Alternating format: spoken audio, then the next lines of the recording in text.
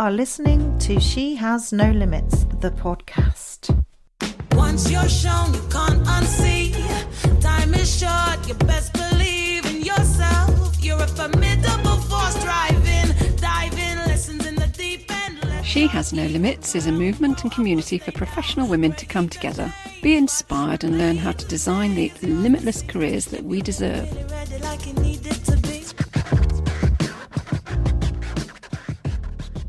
Today we are talking to Emma Sayle. Emma is one of the UK's leading female entrepreneurs. She first made her name launching the global female empowerment brand Kittens in 2005. Now incorporated into the KK Group, it's a business worth £15 million and it has over 180,000 members across the US, Australia and Europe, and has grown into an online community of singles and couples, chatting, flirting, socialising and learning. It's a community with women at its core, enabling them to explore their sexuality in a safe environment. In 2018, Emma went on to co-found Safe Date app, and in June 2019 she expanded her portfolio and influence on women's empowerment by co-founding Sister, a community and networking platform for professional women of all industries to connect both on and offline. When Emma isn't dominating the male-heavy adult entertainment world, she can be found running the Sisterhood, and the Sisterhood is a group of gritty females boldly going where no or not many other girls have gone before, competing in extreme and adventure sports, creating havoc whilst maintaining a perfect pH balance between Lucozade and wine.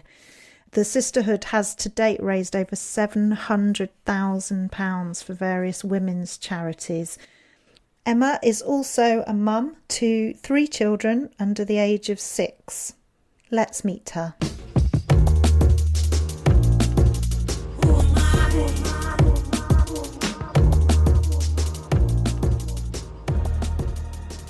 Emma, what a pleasure to have you with us today. Thanks for making the time. Thanks for having me on. It's our absolute pleasure. And why don't we start by talking all about killing kittens and how you arrived at this place of wanting to disrupt the dating industry on behalf of womankind. This weird place that often I look back. Most days, it's been 15 years, and most days something happens. I'm like, how did I get here? How did I get into this absolute crazy world that I'm in? Do you know what? It wasn't sort of a sudden light bulb moment. It was something that I say there's a fire in a lot of people that launch things. There's a fire in the belly that just keeps getting stoked. And a lot of the time it's anger. And I find with women especially, it's anger from seeing something that's not right or seeing something that's unbalanced and something. And I sort of had always been like that since I was little, and looking out and going, well, why can boys do that and I can't? And I was a real tomboy. And I grew up in the Middle East as well. So we lived out in the Middle East whilst I was at all-girls school in England. So I had a real kind of mishmash childhood of what, on one hand, being told I could get out there and rule the world, and the world was, everyone was equal because it was an all-girls boarding school, so you didn't know any different. You didn't see the way boys were treated. And then, on the other hand, going back to home in the holidays, could see, especially in the Middle East, the way women were treated and girls were treated, and it just got me really angry. And also being in a home with a very controlling, narcissistic father who was very much women know your place, so watching the way he treated mum again added to the fuel. So it was all sort of there bubbling. And then being at university and seeing the dating and the way sort of the guys all kind of shagged around, and they were given, they were legends and high-fived, and it didn't matter. Like, to us girls, it didn't matter if a guy had slept with 200 women, we still fancied them. But the conversation was, I got so fed up with hearing guys saying, we've met a really nice girl, but she's just not girlfriend material. And you'd be like, well, why not? Oh, because she slept with loads of boys. And you'd be like, well, why does it matter? It was constant, this messaging and this fire being stoked. And the early 20s came out and started working in the city, and I was doing financial PR and had a bit of an arse of a boss. So I complained a couple of times about harassment. I was about 21 and got told by HR that to really think about it. And did I want to be seen as a troublemaker? And I had to be really careful in the city because everyone knew everyone. And, you know, if I left on bad terms, then I might struggle to get another job. So I went away again, and then it kept happening. So I complained again. Again, you know, I should have properly followed it through, but at the time I didn't know whether I wanted to keep working in the city. And I thought, well, if I really kick up a fuss, then I'm never going to be able to get another job in the city. So I just left and actually ran away to the Caribbean for like 10 months, being a personal trainer. And also ran away from an arse of a boyfriend. It all imploded at once. And then was kind of involved, just looking again, it was sort of the dating, and then came back and was doing PR and helping with the erotica show, and it got me into kind of the adult industry of seeing how the weird and wonderful, crazy, amazing humans in that industry, and all the businesses and all the potential. But the one thing that struck out, and again made me really angry, was that it all seemed to be run by men. And even like the sex toys, the lingerie brands, porn, everything was run by men. And with all these men saying, we're creating things for women, we know what women want, here, have lingerie, created by men, designed by men, but for women. It was this constant kind of that, again, in there going, this isn't right, you know. And it kind of made me realise how much sex is different for women to men, and that's why the porn worked and the bright light. But women, it was very much our, you know, our biggest sexual organ is our brain, and that's what needs turning on, and the ambience and the smell and the feel, and you know, that's why we're complicated creatures. So the more I looked at it, the more I just thought there's nothing out there for women. And I was out and about with a group in London who there was some very strong women sexually in it who were very well known, and it was kind of in the media, they were at it left, right and centre. And I watched some of these women who were a lot older than me and just thought they were the most amazing human beings I've ever seen in my life, and just the confidence. And we were all out in Ibiza at a wedding, and it was then I hadn't slept for 3 days, and just went, right, sod it. I want to create a world that is for women, aimed at women, without any judgment. That's a safe space for women to explore their sexuality without, you know, anyone having a go at them. And someone actually phoned into the groom and said, are you guys just all sat around killing kittens at the moment? And we had this conversation of what did that mean? And it's every time you masturbate, God kills a kitten. I mean, it's the most stupid name in the world. So I just went, right, that's it. That's what I'm calling it. I like the 2Ks, KK. And I just wanted that in my head. It was kind of a bit of a fantasy world of what I would have liked the world in my dating to be about, and have that confidence and not have that shame I had in my head and that guilt of you can't do anything because you're going to be judged. And so I decided to, you know, create the world that I thought it should be. And yeah, that's kind of how it started, as parties once a month, and then it's sort of grown into the beast that it is today. Amazing. You said the weird, wonderful, crazy, amazing humans. I love that. What is it about the sex industry that attracts weird, wonderful, crazy, amazing humans? Do you know what? Weird's probably not the right word at all, because that's the thing. I think anyone, you know, what you come at is the people on the fringes and in the minorities of society are always judged and always called weird. So it's totally a wrong word to say, you know, to call it as well, because I would probably be put in that category. Doing what I do, it's you know, it's the ones who are brave enough and to shout about it and not care about judgment and go, this is who we are, and to be free. And especially in the sex world, it's the ones who go, it's just sex, what's the issue, you know? It's and they're brave enough to say it. So they're just, you know, real free spirits, real headness who go, you've got one life, get out there and enjoy it, and this is who we are. And it, you know, they can be doing something and they could have 1,000 people laughing at them and mocking them, and it still wouldn't matter. So Emma, I was interested to ask, how's it changed then since you came up with the idea in Ibiza to here we are in 2021? What's your biggest sort of win from what you've been doing? To be honest, it's the access, I think, and that's what I always wanted, to create a world, and it was online and offline. So we always had a bit of an online world, community, basic kind of forums that happened, and it was that in my head was where the business lied, and that was the potential. And back in 2005, it was sort of where, you know, Facebook had only just started, so we kind of launched with no social media going on. There wasn't a massive digital marketing.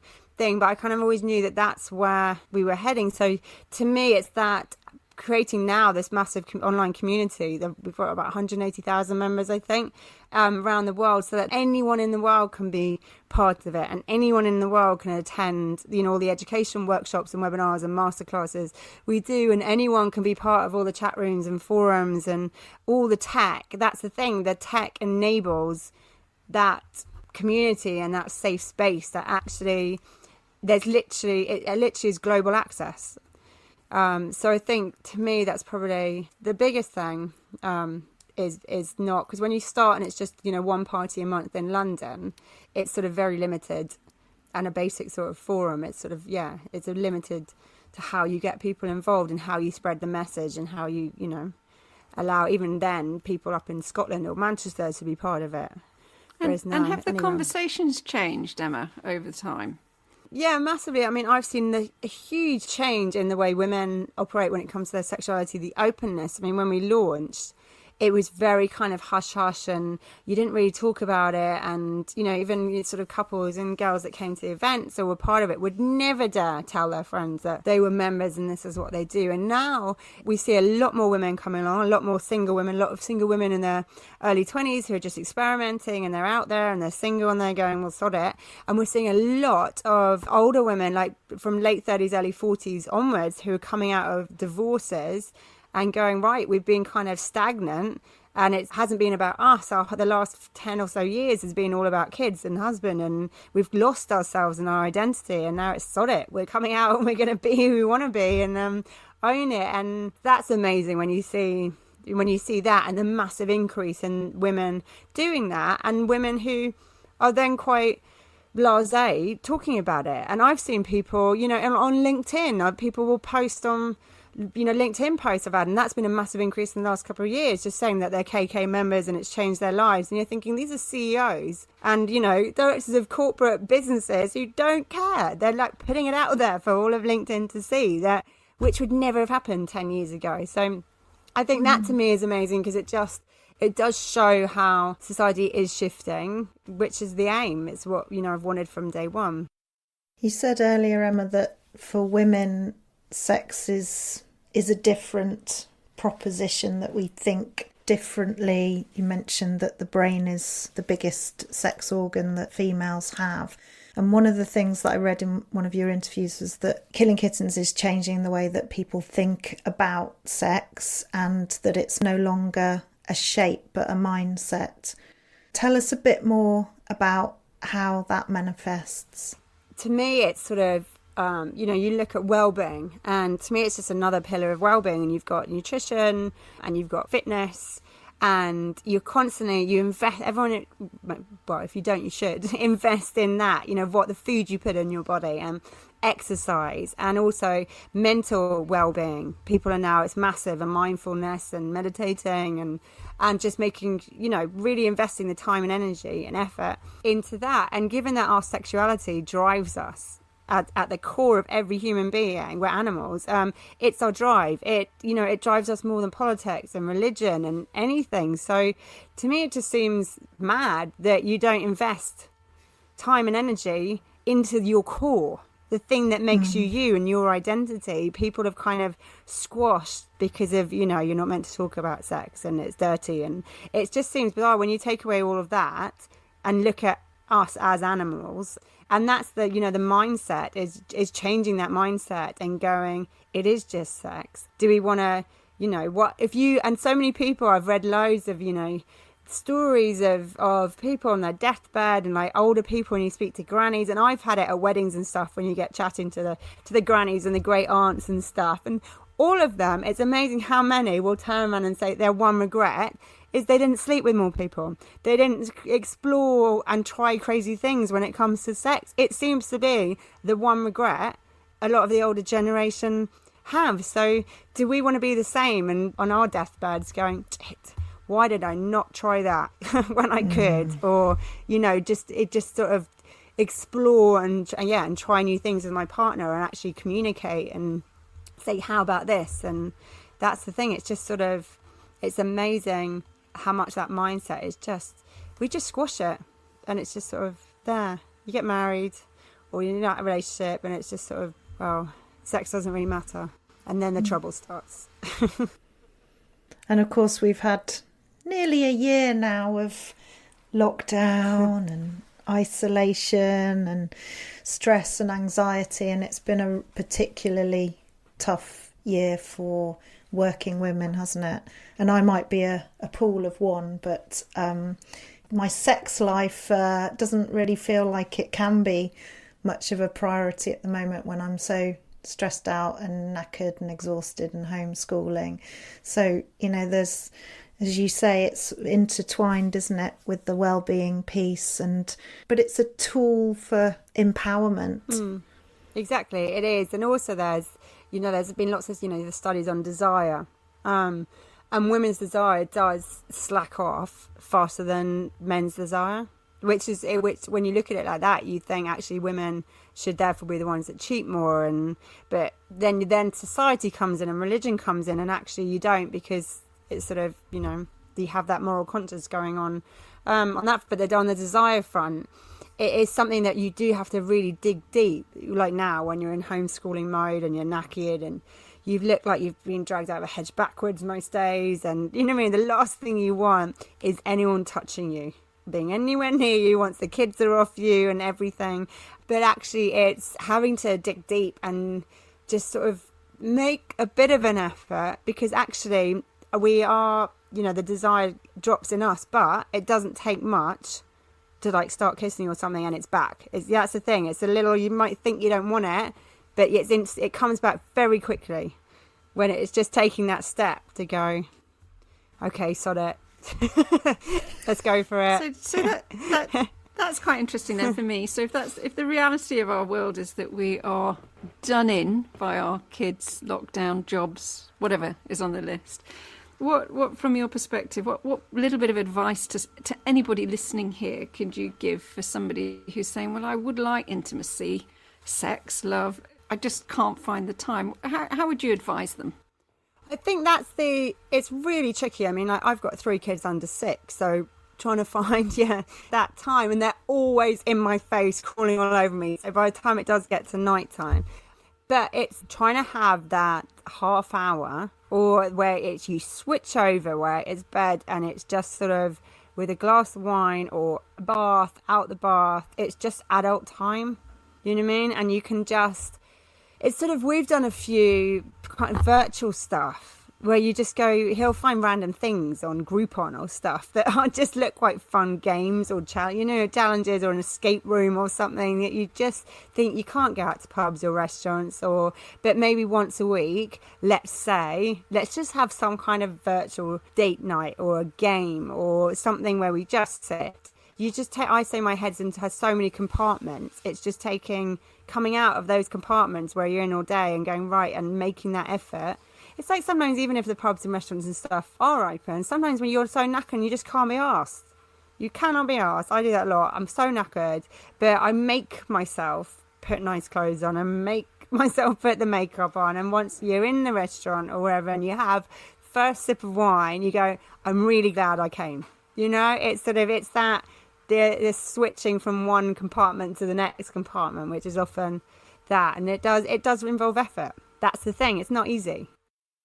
It's the same, isn't it, when you finally get out the door to go for that run, you only have to get to the end of the road and you're really glad you made it out, or that meditation, you're really glad you set the time aside to do it. Exactly. And I always say always remember how you feel at the end of it. So always remember that feeling when you've come back from a run, or that feeling like, when you come back from a walk, or I don't know, any kind of exercise, that feeling. In the same way, remember how you feel after you've had sex.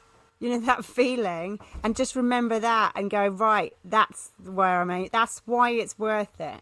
Just remember how it feels. And you can often go, right, okay, like the run, exactly that. Once you get your foot out the door, then yeah. We'll come back to running later, young lady. I wanted to stick with the theme of women's empowerment and move on to talking about Sister. Tell us a bit about how you went from Killing Kittens to Sister. Well, with Sister, I mean, when I started Killing Kittens, I also started a group called the Sisterhood because I love my sport. And there was one thing I found as well, that after leaving uni, and I did sports science at uni, and I was very heavily involved in the sports, is when you leave, guys are very good at staying together and being golf clubs and teams, but girls kind of hit the ground running, trying to work and, you know, straight into sort of dating and work. They kind of, that whole kind of community and team sport when it comes to women, it wasn't really there, and I really missed it because I always did loads of team sports. So with the Sisterhood, it was a bunch of girls doing loads of crazy sports challenges every year around the world, and I loved the community side of it, and so I wanted to make that bigger and have girls in there that didn't necessarily want to do the sports thing, but they wanted to do the fundraising side of things and that social side. So I had that going, which was never a business. And my CEO of KK, real tech ninja, and he had some tech that was a mentoring platform. And we were so busy with the KK tech side, it was just sort of sat there, and we kind of had a conversation about turning this mentoring platform into, you know, combining it with the Sisterhood and the ethos behind that. And it was all inclusive, and it was any women across any industry. And that's where How Sister came up. So we co-founded this business, which kind of had, I'm a real offline person, so all of that was the offline me combined with his tech ninja moves. And that's how we decided to do Sister. And very much at the core of it was very simple. It's, you know, mentoring is a big part of it, and asking for help. One thing how I have always operated, and the same with KK, is I think growing up and moving every 2 years all over the shop, and I just love humans, and I don't see any difference in any humans of where they are and what they're from and language and culture. And I just, you know, it's just, I've always been this big mishmash of people around me, and Mum's always said I've like collect people. And so to me, it was really important with Sister that it wasn't a specific industry thing. It wasn't a specific level of like high level directors, and it didn't have to be founders, and it didn't, you know, a bit like your group, you know, the group, it's like across, it's everyone. And you know, I wanted girls coming out of university to be involved and ask help. And to me also, it was sort of, I can learn a lot off some women in their early 20s who are way more digital, you know, pros than I am. I think you can always be learning, and there's always, so to us it was sort of every woman out there has something that they can teach another woman. They might not realize it. And yeah, so that was sort of the concept behind Sister, just to have this sort of platform where you could kind of search for help and ask for help and have free mentoring. And yeah, so that's kind of how that grew. Wonderful. So phenomenally busy, Emma. I'm just thinking, you know, sitting here listening to you, thinking, you know, you've got Killing Kittens, you've got Sister, you're a mum of 3, and there's more to your story that we're coming on to in terms of your passion on extreme sports. It's really interesting in terms of just sitting there thinking, how do you manage it all when you think about teams of people, and that's all my life I've been surrounded by people. And, you know, as I said, I grew up playing team sports, and I just think you can't do anything on your own. And it's the same with, well, you know, when I had my kids, there's been a community that have raised them. I've had no worries letting other people babysit and letting other people watch over them. And, you know, we've had instances with the youngest one when she was 4 months old and really ill in hospital, where actually, you know, James, my hubby, is paid to play hockey, and he had to go away for a weekend to play hockey, and I was meant to be in Venice for a KK event, and normally I could swerve off the events because I'm in other cities because it's easy, but Venice, logistically, I know Venice really well, and there was no one else in our team that could handle the logistics of Venice. So in the end, the nursery manager sat in the hospital. We knew she was going to be all right, but she went and sat in the hospital for 48 hours. Mum had the other kids here. We couldn't have done that if you don't let go and trust in other people. And the same with, you know, KK and Sister. I've got an amazing team. I mean, I don't know half of how the tech side of KK operates. I haven't got a bloody clue. I haven't got the logins to most of it. I'm a very trusting human. But that's, you know, I just let them get on with it. And I'm very much sort of long lead. And yeah, because a few people have said, you know, when you're in the shit, or, you know, if Emma's checking up on you the whole time, it means that she thinks you're not doing something right. If you don't hear from her for like 2 weeks, then you're all right. It's just sort of what I do. Other people lead in different ways. It's just sort of how I manage it all. Well, that's very common, isn't it? When managers, leaders are anxious, that they start to micromanage more. I think that's a very common behaviour as a result of that loss of trust or that lack of trust. Can I ask you about role models? You talked a bit about your upbringing. You've mentioned your mum, your dad. I'm thinking in terms of female role models in particular. Tell us who you looked up to as you were coming up. Well, Mum was a big one, but she was probably the huge one. Just seeing what she did, and she how she was treated by Dad, but she also had this fire and organised amazing big charity setups. We lived in Berlin, and she organised a massive food and truck medicine convoy from Berlin as the wall came down into Russia. So I remember going on that, which was amazing. And she just, even though my dad told her not to, she just had that strength. And so that she was a massive one. But my biggest one that's been all my life, which again, Mum got me on too, because we always listen to her songs, is Dolly Parton, which is a standing joke amongst my friends. She's literally the only person in the world that if she turned up in real life, I'd lose it, totally lose it.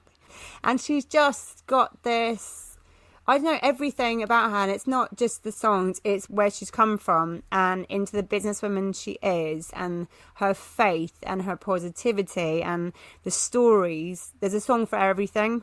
I find that literally she has a song for everything. And when you hear her speaking, just her whole philosophy on life, and she has a massive, thing on using the, being part of big communities and the people around you, and also giving everyone the benefit of the doubt. I've always done that, and our friends have often said, oh, you got walked over, and I'm like, I'd rather trust people and get burnt than be negative and not trust people. And to me, that's just my mindset, that I'll just keep trusting people. So I think she's been probably the biggest one on that level. She's an amazing storyteller, isn't she? Yeah. I saw her at Glastonbury a few years back, and how she holds that crowd and creates that community within the crowd through her storytelling. It's really powerful. And we have her to thank for at least one of our vaccines as well, don't we, at the moment? Oh yeah, I heard about that. Yeah, amazing. I was also interested, Emma, you've clearly had a fantastic cultural experience, the Middle East, Germany, here in the UK. How's that influenced your views on feminism when you look at the different extremes that you might get from the Middle East here to more liberal views here? I think it's helped. It's stoked the fire in me, but it's also made me very aware of the subtleties when it comes to feminism and women not being allowed to be who they want to be. In that, we think we live in a very free. It's very easy to say we're in the Western world or we're in the UK and women are really free. But from what I've seen, actually a lot of the time, it isn't the case. And, I would probably say that over 50% of my girlfriends are in controlling relationships when you look at it. But it's done so subtly, and they're allowed out and they go out for drinks. And you have that, you're in the West, you have this freedom. So they couldn't possibly have the stifling control that is assumed of the Middle East.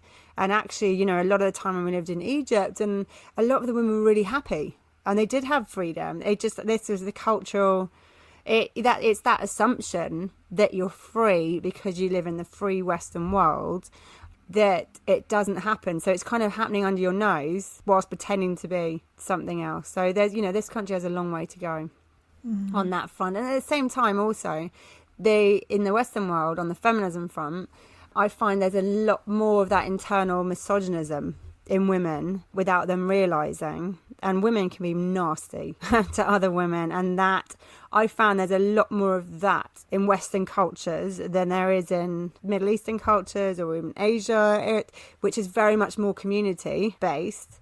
The Western world operates very much more individuals in women. So they don't have that support, the same support systems in the same community, and that raising, it takes a village to raise a child and all of that kind of thing. So you get women just being really evil And that's like your mum said. It was something mum said to me when I was little. She said, "You'll go far in life. Your only problem will be other women." So, and it's something that's kind of stuck in my head. And actually, it's true. It's true. The only falling outs I've had, it has just been other women that sort of coming from behind when you don't really notice.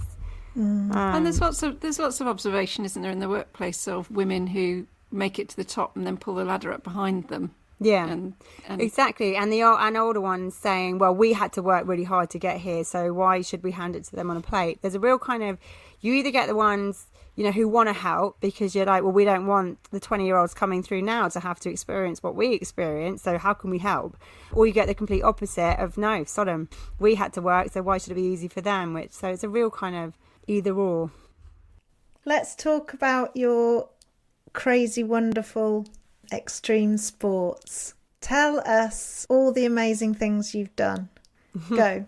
Start with Marathon des Sables. The Marathon des Sables, climbed Kilimanjaro, I've swam the Bosphorus 3 times, rafted down the Amazon and the Great Amazon Raft Race. We've done the Venice Vogolongo, which is like 40 kilometres around all the islands of Venice. We've done that 14 times, and actually annoyingly last year was the first year we haven't because of freaking COVID. So that's like the annual event. We did the Speed Project last year, and again the year before we meant to be doing it last year as well in March, which is like relay running from LA to Vegas. And then 4 of us relay swam the Channel 2 years ago. What else? They're kind of the extreme ones in the world, and then quite a long list, Emma. they're the big ones that jump out. So what drives you to do the extreme sports? I don't know. There's just something in me. I think it's with work. Like Mum said in my wedding speech, I was motivated to the point of exhaustion for anyone around me. And I think I've got ADHD. I have that. I just need a challenge and I need new things constantly. And I think it's a bit of a bug on that. It's like I will see, and I want to see more of the world. So I don't really necessarily want to haven't really done masses of these extreme sports in the UK. And people often, when I signed up for the Marathon des Sables, I'd never run a marathon before, and that's like 6 marathons in 7 days. I didn't even run half a marathon. And I had friends saying, why don't you just sign up and do the London Marathon? I went, because I know London. It's concrete. I don't want to do it. I want to do something in a country I haven't, So a lot of the time it's that let's go and see more of the world whilst doing some extreme crazy. To me it's balance. So if I do a crazy sports event, then I can get to lie on a beach for 4 days afterwards and deserve it. I'm a real sort of yin and yang, and I think a lot of it also was I was launching KK, and that was so extreme on one level that I kind of balanced it out in my mind, and being able to calm my mind down and keep my mind balanced and grounded that was extreme on the sex front. So I needed my extreme sport on the other side so that I remained a fairly balanced person.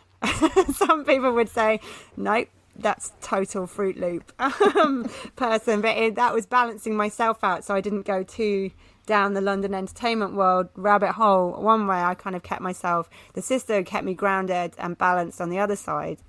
So yeah, it's just sort of something I'm just very littlest Toby type of person, of like constantly looking for what else is out there and what can I try, and you've got one life and it's there to be experienced. And also again with the sisterhood, a lot of that, I know I can do these crazy races. I've done loads. I get more joy in persuading other people to do it with me.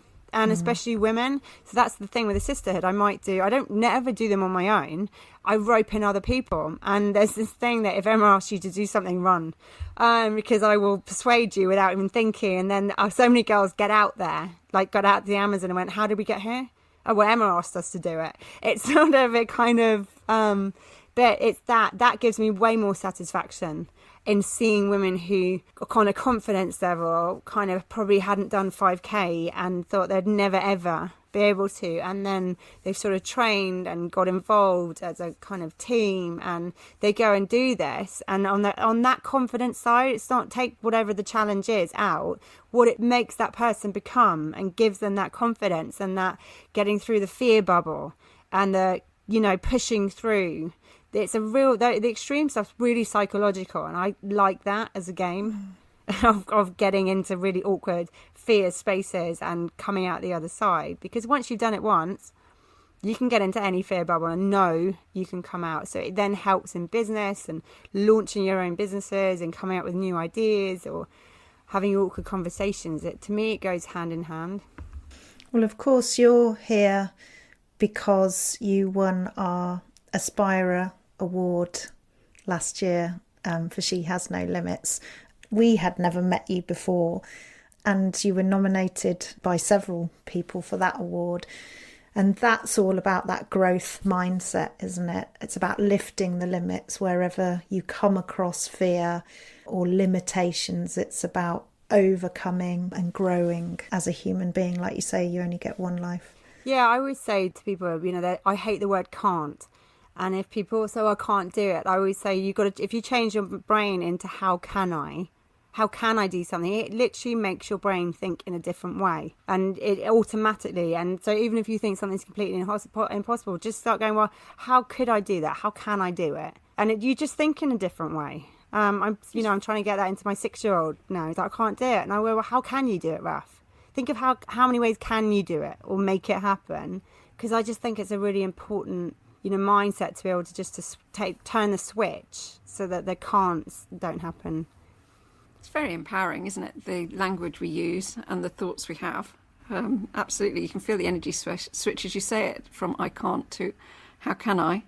What's next on the agenda then in terms of extreme sport? I know there's quite a few people that haven't done the Amazon Raft race before, and that was one of my favourites, so including my hubby. So that's definitely something we want to do. We were meant to be doing the LA Vegas race again. So I don't know, to be honest, because we've sort of been in a bit of a survival mode, save the businesses, save our sanity, save our children for like a year, a few people are saying, what race have we got coming out? I literally, there's nothing in my head, there's no space in my brain right now to even think about it. I think once, if the schools definitely reopen and things start opening up, then I'll immediately go, right, and look on the horizon to sort something out. And can I ask what's next for you career-wise, Emma? Well, to be honest, KK, we're gearing up to a big Series A financial raise because we spent the last 3 years building a whole new tech platform and chat app and all that side of KK. And to us, that's where it's at. And, we want to be the world's first massive sort of adult social network, and that whole kind of normalising the conversations around sex, and the sex education side of things. So to me, it's that big push to just keep, we've still got millions and millions of people to reach on that front. Our job is not done yet. And the same way with Sister, because in my head it's sort of, I always say from the bedroom to the boardroom, I think the time has come where you don't need to compartmentalise that. A lot of women think that you can't talk about sex when it's professionally, you have to be professional and actually, don't belittle yourself and keep quiet. And it's sort of actually, I just think there's a massive crossover, and if you can be confident in the bedroom and ask for things and communicate, then you can waltz into a boardroom and ask for a pay rise and communicate without worrying. It's not, so a big push for us is actually, there's a huge crossover. It's not black and white, totally different things. It is, joining the two up. And as I said, our brain is the biggest organ across both, so there's nothing more compelling than an empowered woman. Mm-hmm. This series that we're doing with the podcast is called Knowing Me, and it's all about self-awareness. Can I ask you, in terms of your own personal growth over the last few years as a business leader, what have you learnt about yourself? I'm much more self-aware now than I was sort of 15 years ago, but what I am self-aware of is being opinionated and aggressive and feisty, and but that's just me. So I'm not apologetic, where I used to be apologetic for those things, and I've got to be a bit quiet, and am I being too bossy? Am I being a bit too feisty? There's all that voice in your head, especially as a woman, like questioning, and people are always saying, well, you're just really bossy, you're really opinionated. And so I kept quiet, believe it or not, a lot of the times in meetings and things. And I think when I turned 40 a couple of years ago, there was a big sort of, had the kids, and just went, no, I'm not going to apologise. And if, I'm like Marmite, you love me or hate me, and I don't care. So either way, there's, that's a a big one. But I'm much more self-aware in that I don't do details. I hate details, and my concentration goes really quickly, and I get sort of a bit panicky, out of just sort of boredom. So I know I'm much more self-aware. I can feel it in my head and in me when I'm becoming that person, and I will just take myself away. And I think in the last year as well, we're much more intolerant with everything going on, that I've just sort of taken a bit of a step back, because otherwise I don't want to be mean to anyone. I don't want to be short and unnecessarily aggressive when I don't need to be it. So that's a massive self-awareness in me. I can really feel it. So I will literally just take myself out and go a bit quiet and go for some extra long walks and things. So, and I was just going to say, Emma, as we come to the end of sort of our conversation together, which has been amazing, we haven't mentioned the incredible work you've done for charity. You mentioned your mum and the fact that she had her charitable causes. So sort of to bring us to the end, tell us about the kind of future world you're investing in and what changes you really hope that we see in the world. Well, to me, it is, a big part of what I do and the charities we raise for Sister. There's a lot of women's causes, and one, a massive one is the domestic abuse side of things. And I just think that, again, it comes down to confidence, and the confidence in women, and and the confidence in girls at grassroots levels, and the same with guys and the boundaries. And so to me, it's not a real clean cut on that, but that to me is so important. I don't like band-aid solutions. I don't like let's fix it in their 40s or fix it once they've been beaten up, kind of thing. It's like, well, why is this behaviour happening, and starting it from grassroots. And that's a massive thing that I want to get more involved in, so that those, especially having two, I've got 2 little girls coming through, and already you can hear the language around them that's different from my son, and how they're treated and what people say to them. I catch it sometimes and think it's just people do it without thinking, so it's no one's fault, but it's that it needs to, because otherwise you're just going to get in the same cycle, and you're going to get girls coming out thinking they're less than boys, thinking the whole be all and end all is go out and find a man, and then it's all about what the man wants, and then they end up in shitty relationships, being knocked around, and the cycle continues. So to me, on the charity front, that's a huge thing that I would love, to do more on the education side. Wonderful. Emma, one last question. You've already inspired thousands of women, and I know, being in the Sisters Helping Sisters Facebook group, I can see these women saying that you inspired them years ago, you helped them years ago. So this goes back years now, this legacy that you've created. For the women and allies listening to this episode now who feel inspired by you, how can they access your work? Well, if it's the sexuality side, then Killing Kittens that's easy. They if you Google Killing Kittens, it's a pretty rare name that comes up in search engines, and that you can join the KK community, and that's full of like the groups and the chats and the education seminars and stuff. And then on Sister, we've got the sisterapp.com website. But then the Sister Helping Sisters Facebook group, which we only launched just over a week ago. Anyone can come and join that. And to me, it was we needed to do that because there's so many women just sat there on their own right now, panicking, especially in January, in lockdown. So, and there's no such thing as a silly thing. So, they're the spaces.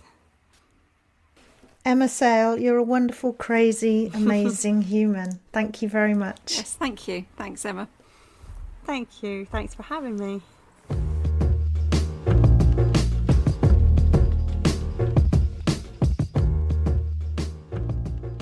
Wow, what a fantastic conversation with Emma we've had just now. And I'm sort of struggling to pick my highlights, Amanda, in terms of the things and messages she shared with us. Top of the list, I think, has to be From the Bedroom to the Boardroom, in terms of our performance in the bedroom can absolutely support us in our performance in the boardroom. And Other things that stick with me in terms of what she was talking and really resonated is you can't do it on your own. You need your community, you need to belong, you need your team, and to let go and trust other people, not to hang on to everything and trying to be that superhuman that we all try and be.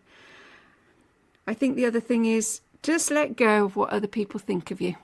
It really doesn't matter. What matters is what it means to you. Yeah, I think for me, Emma personifies that sense of self-worth, and boy is she growth focused. She's got that continual improvement drive in everything that she does. I think a lot of women will relate to what she was saying right at the beginning about being stoked by anger or by an imbalance in the world or in their situation. We certainly come across a lot of women for whom that's where it all started. There's one highlight for me, again, right at the beginning, just a watch out, I guess, from an organisational perspective, when Emma was told very early on in her career by HR not to pursue the discrimination complaints. She was told to be very careful. And again, that's not the first time we've heard that. Absolutely, Amanda. Although if we reflect, and we reflect on Killing Kittens and Sister and She Has No Limits and these safe communities that are being built, they are the absolute antithesis of what we've just been talking about there, where you're being advised to watch what you say, watch what you do. You're held in the highest positive regard with no judgment, and you can be your true, authentic self. Well, we say, don't we, Catherine, that She Has No Limits. We say that you can travel far if you travel alone, but if you travel together, you can travel further. And that is the ultimate power of sisterhoods, tribes like Killing Kittens, Sister, She Has No Limits.